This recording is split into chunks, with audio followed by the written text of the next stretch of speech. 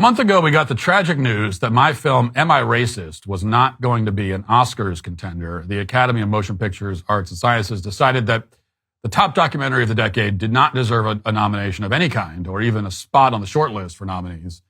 And this was a legitimate and, by all rights, objectively speaking, outrageous snub, but it was also about as surprising as the fact that I wasn't awarded a Nobel Prize last year.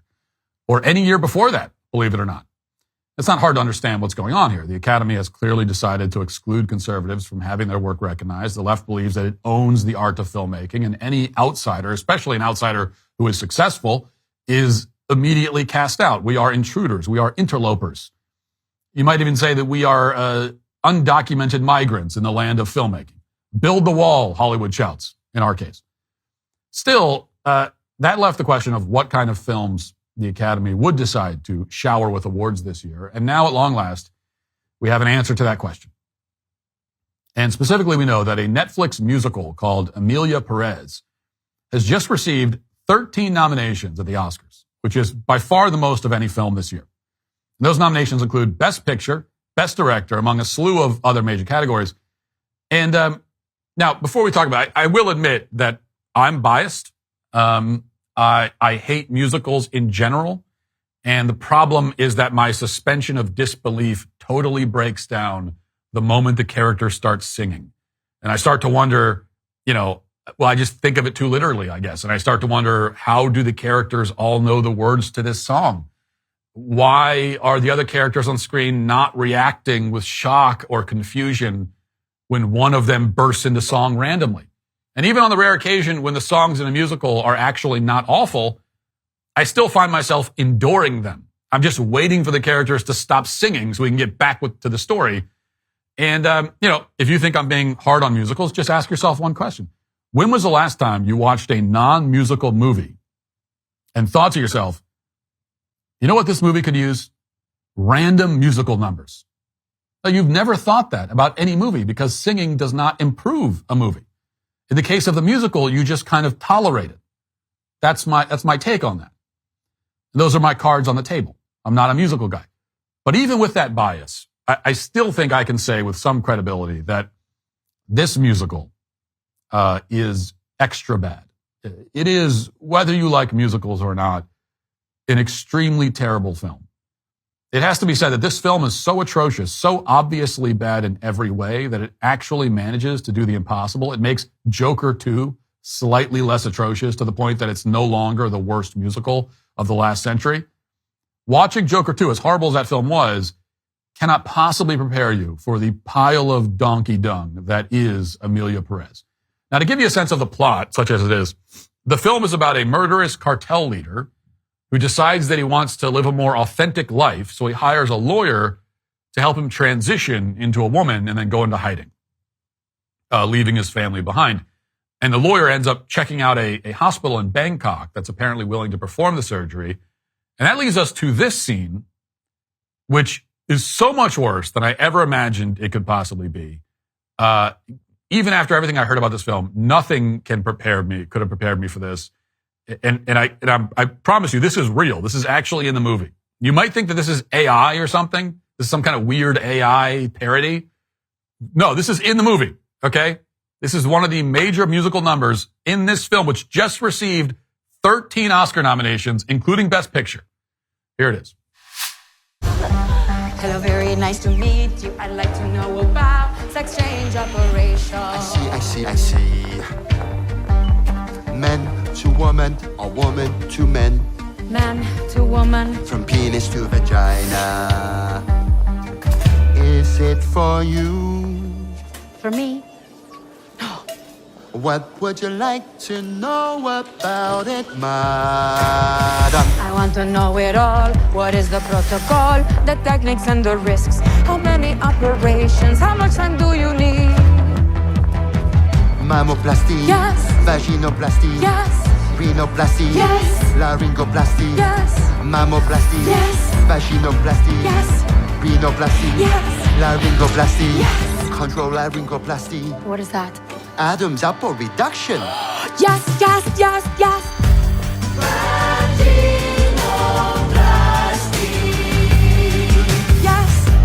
And then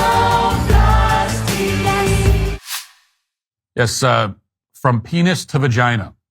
That was a line in the song. It was almost certainly the first song in world history to have that line, for better or worse. In this case, worse. By the way, The Godfather, the greatest cinematic masterpiece of all time, received 11 Oscar nominations. This movie got 13. I say that again.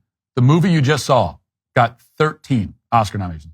In fact, we could go on all day with these kinds of comparisons because very few films in Hollywood history have had as many nominations as this train wreck. The record shared by a few films, I think 2 or 3, is 14. So Emilia Perez missed the record by 1, which is no doubt a sign that transphobia is alive and well in Hollywood. Oscars so transphobic. They only gave the trans musical 13 nominations. Now, in any case, what they're trying to convey in that scene that I just showed you, I think, is that this particular gender clinic is a little indiscreet and business-oriented, so the lawyer needs to find another place to secretly transition the murderous cartel boss. But really, this scene conveys a lot more than that. First of all, it conveys that this movie has the worst writing that we've ever seen in a professional film. It appears that the writers were all drunk or high or severely brain damaged or some combination of the three. They're also conveying that the actors can't hold a tune, can't carry a tune, which is a rather significant problem for a musical. Badly written songs, badly performed. And of course, with the whole Night of the Living Dead routine, they're just highlighting how barbaric these procedures really are, which is why a lot of trans activists and trans organizations are already condemning this film. It's too much even for them. Like when you produce a piece of trans propaganda that makes even trans activists stop and go, hey, whoa, take it easy. This is a bit much. It's a little on the nose, guys. Well, then you have a serious problem in that case. History, economics, the great works of literature, the meaning of the U.S. Constitution. Did you study these things in school? Well, probably not. Or even if you did, maybe it's time for a refresher. Time and technology have changed a lot of things, but they have not changed basic fundamental truths about the world and our place in it. That's why I'm so excited that Hillsdale College is offering more than 40 free online courses in the most important and enduring subject. You can learn about the works of C.S. Lewis, the stories in the books of Genesis, the meaning of the U.S. Constitution, the rise and fall of the Roman Republic, or the history of the ancient Christian church with Hillsdale College's online courses, all available for free. That's right, for free. I personally recommend you sign up for Marxism, Socialism, and Communism. This brand new online course is unlike anything Hillsdale's produced before.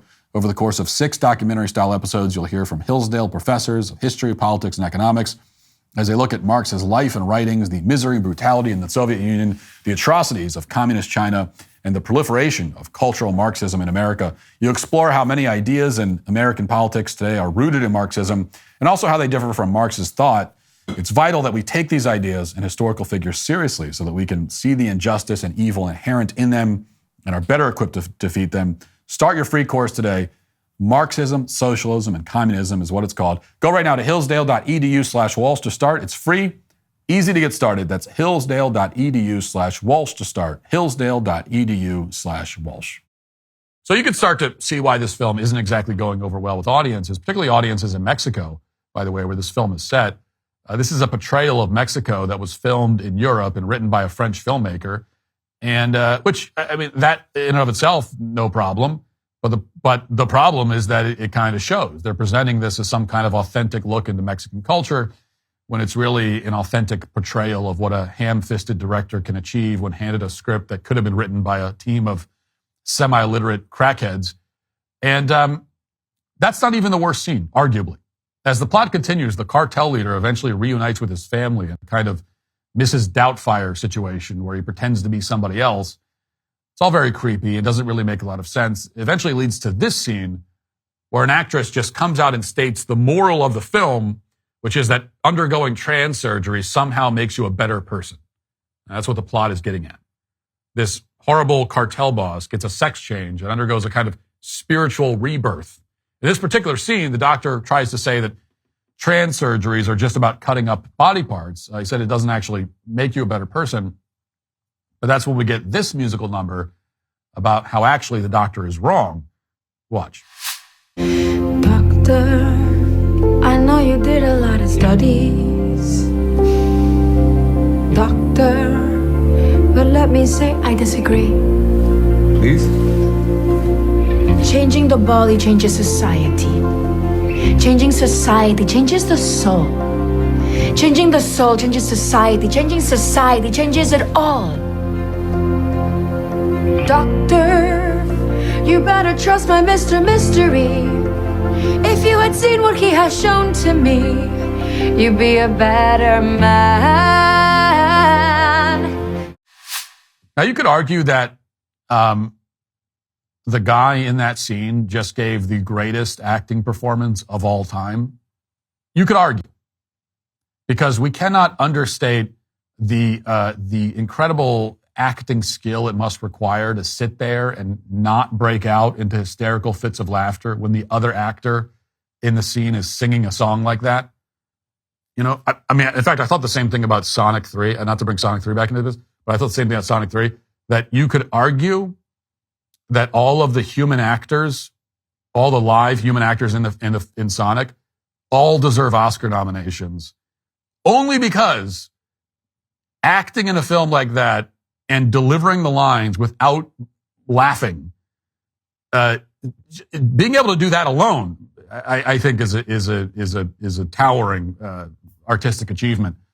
So anyway, but back to this one. You know, the whole thing is not exactly subtle propaganda, but it apparently resonated with the Academy, and in particular, the Academy was impressed with the performance of the trans-identifying man named Carla Sofia Gascon, who plays the drug dealer in the film. So this is a trans-identified actor playing a trans character.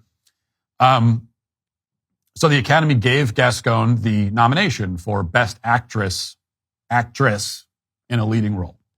So for the first time in history, a man has been nominated for Best Actress. And he's almost certainly going to win, of course. So the Academy is, you know, they're obviously looking for a way to send a message to Donald Trump in one way or another. Cannes gave him the Best Actress award already. Golden Globes did the same thing a few weeks ago when they gave the film the Best Picture for a Musical Comedy award. And then Gascon went up to the podium and gave an incoherent speech about how trans-identifying people are being thrown in jail and beaten up, allegedly. Watch. The light always wins over darkness. And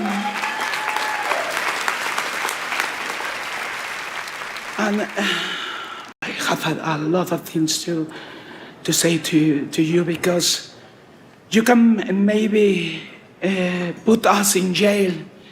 You can beat us up, but you never can take away our soul, our existence, our identity. And I want to say to you, raise your voice, freedom, and say, I am who I am. Know who you want. Thank you so much. Now, putting aside the whole sob story, I mean, this is an actor who decided in his late 40s that he's really a woman. It's one of the least convincing imitations of a woman that you'll ever see. Nobody watching this person will conclude, even for a second, that he's a woman. But in this film, we're supposed to believe that this cartel boss has everybody fooled. No one, not even his own family, can detect the ruse. All he had to do was put a wig on and a dress, and nobody has any idea. It's also ridiculous and grotesque that in a rare case of political unity, the outrage has actually been bipartisan. A lot of people on the left are especially upset, as the LA Times reports, quote, Mexican intellectuals have accused the movie of reducing the country's horrific drug wars, which have killed nearly 500,000 people, with more than 100,000 missing in this century alone, to a song and dance farce. GLAAD described it as a profoundly retrograde portrayal of a trans woman.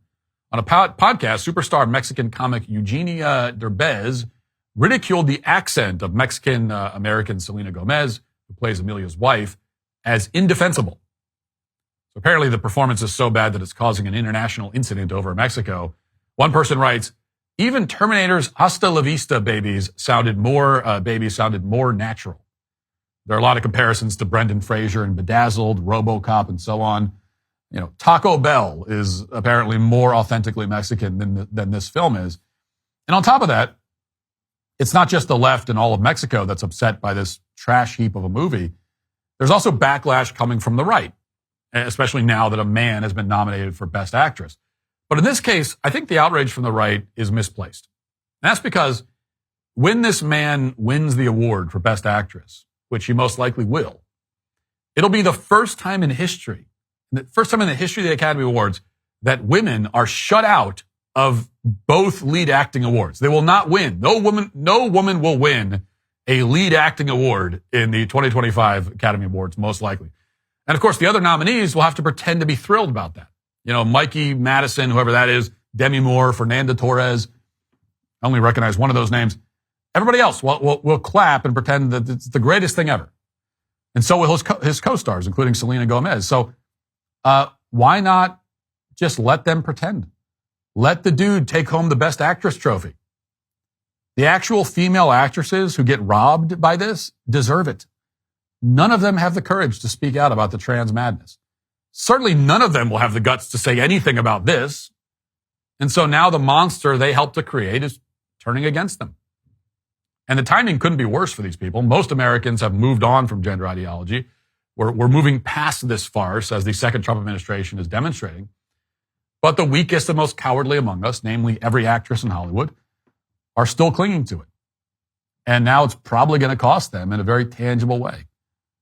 And there's some real poetic justice there. You know, Emilia Perez isn't actually about the transformative power of gender ideology. It's about how gender ideology degrades women and insults everyone's intelligence on a grand scale. And that's not the message the filmmakers wanted to send with this film, but it's the message that everybody has received. And that is why the man who's been nominated for Best Actress in the Academy Awards and the actresses who are too cowardly to object to it are today canceled. If you'd like to see what else I have to say, you can access my full show by going to dailywire.com or by going to the Matt Walsh Show Twitter page. Hope to see you there. Godspeed.